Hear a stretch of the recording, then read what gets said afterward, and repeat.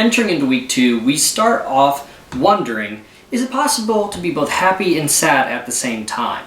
And like Two-Face from Batman or Batman Begins or whatever, you gotta remember, my lineup had some holes in their faces. No, that's not right at all. Welcome back to week 2 of King of FanDuel, everybody. Cue the terrible intro song. Do, do, do, do, do, do.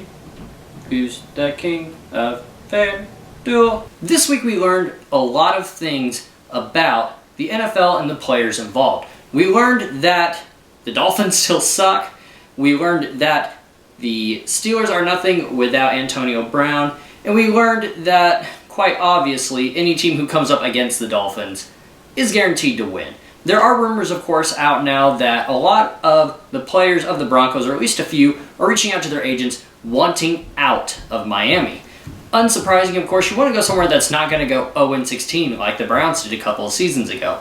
Of course, we all know the Browns lost to the Titans by, what, 20, 30 points? I actually expected the Browns to beat the Titans at home, but that shows you how wrong I am. And speaking of wrong, we're going to start on the sad factor that I came in 4th out of 4th place on my lineup this week on FanDuel. And just like my missing tablecloth blanket, I've lost my pride. So let's go into our lineup and figure out what exactly went wrong and what went right for, I believe, our winner, who is Go Outside Guy. At least that's his Twitter handle. Let's check it out. So for starters, he has Carson Wentz and I have Patrick Mahomes. Patrick had a great day throwing, 3 touchdowns, all to Sammy Watkins, missed a no-looker to Kelsey. Kelsey had already broken past the defense. He didn't need to do a no-looker, but when you get cocky and you're a good quarterback, you can get away with those things. Nonetheless, it wouldn't have helped my lineup because I had Eric Ebron. You go down to see that Gurley was quite a bit of money, actually, that I threw out. He cost me $7,600, and in the end, cost me a lot of points. Both of us had Le'Veon Bell. He had Matt Breida, which didn't give him a lot of points, which makes up for me getting Tyreek Hill, who injured his clavicle and will be out possibly the next 3 to 4 weeks. I'm looking for Sammy Watkins to really step up in the Chiefs' offensive game and some of our backups to do a little bit better and get some more experience as well. Then you look at the fact that I had Tyreek, Mohamed Sanu, Robert Woods, Eric Ebron, and the Miami's defense. Now, Miami obviously lost 59-10, which, will there be a team that loses by more points than 49 this season? I'm going to say no. I could easily be wrong. We could easily flashback this in a week or more and, of course, be left with more shame and still no tablecloth.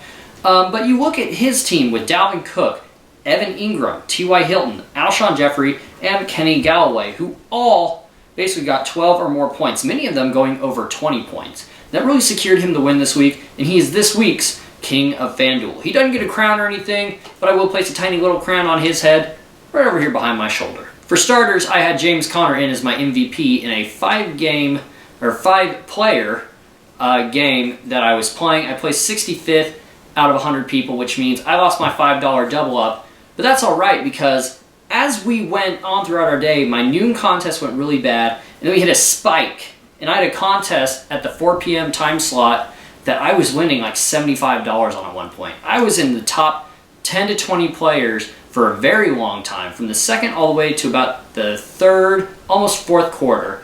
And then I bounced down to about 400-something place out of 16,000 people. In the end, we do make back some of the money we lost, and we are still technically playing with house money. We're at $51.14. 14 cents is a weird number to have, but I'll explain it.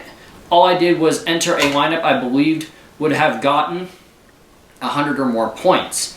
Going in, my last 2 players, one was Eckler, and I think the other was actually Breida.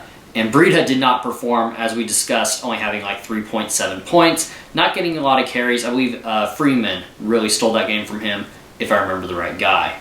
That being said, Eckler saved me with 2 touchdowns and winning the game in overtime. I don't think I've ever loved a Charger player more other than LaDainian Tomlinson. So I'm very happy that I did that. But now the Chargers have a win, we have a win, and chances are, as I record this tonight, the Broncos and Raiders play, chances are the Broncos win as well. I think that the Broncos are a better team. I think they're more rounded.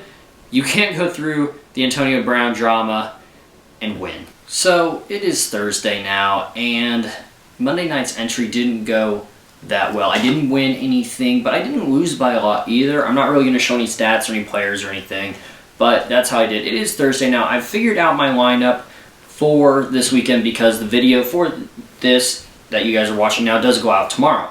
So I have Tom Brady, Sony Michel, Julian Edelman, all stacking up against Miami. Now they are playing at Miami, but that doesn't matter because, let's be real, Miami is a terrible team at this point, unfortunately. I don't think they'll beat him as well as the Ravens did, and we don't know if Antonio Brown is going to play. That's kind of something that made me unsure if I want to choose this as my team.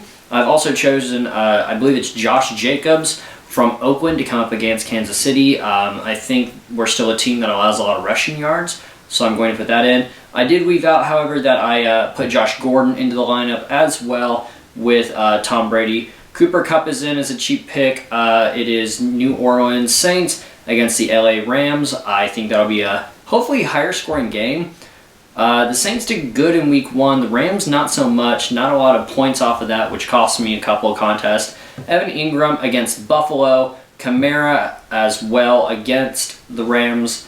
And then lastly, I'm doing the Giants defense against Buffalo because Buffalo's starting quarterback is out. So that is it. That is that entry. And lastly, tonight's entry for Thursday Night Football, it is Panthers against Buccaneers. I have Christian McCaffrey as my MVP. His points will be multiplied by 1.5. So if he gets 10, it's 15. You get Cam Newton as well. And then I've gotten, I believe I have DJ Moore in here. It just says D Moore. And then I also have Peyton Barber, the starting running back for Tampa Bay. And then I also have their kicker. I don't think that they're a team that's really going to drive down the field a lot. So I think having somebody who can kick field goals is going to be a good choice. I think they can get like to the red zone, to their half, but I don't think they're going to score a lot of touchdowns. I could always be wrong. That is it. That is all for this episode, guys. Thank you, as always, so much for watching. This week's sponsor is my bottle of water that has been here since Monday. Don't ask why, and I don't think I should drink it. Look out next week for King of FanDuel Week 3, in which we announce the winner of this week's contest. Hopefully, I don't get 4th place in my own contest again. Hopefully, we make some money this weekend. Hopefully, your guys' teams win, and hopefully, I'll talk to y'all later.